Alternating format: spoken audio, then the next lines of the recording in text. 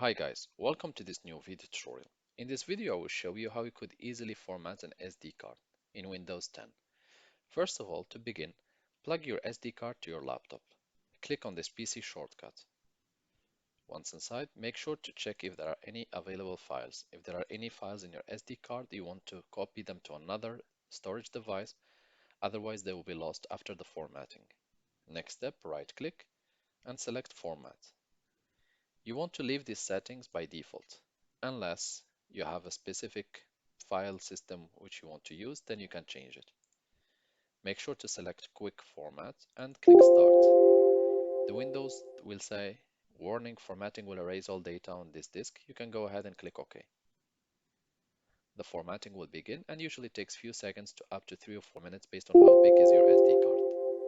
Once done, click OK, click Close, and now your SD card is formatted and fully empty. Thank you guys for watching and talk to you soon in a new video tutorial.